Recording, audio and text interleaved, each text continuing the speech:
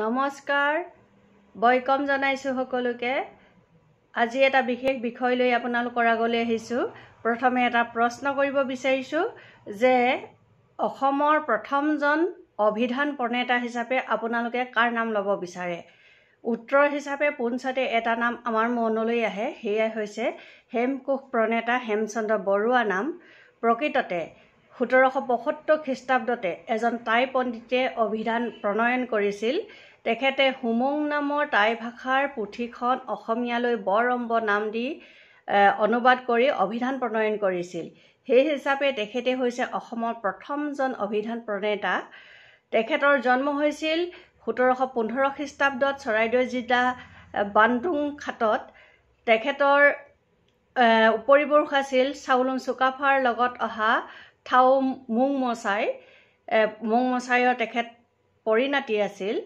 তেখেত আছিল টাই ভাষাৰ বিদগ্ধ পণ্ডিত সেই কাৰণে তেখেতে যথেষ্টখিনি টাই ভাষাৰ গ্ৰন্থ ৰচনা কৰিছিল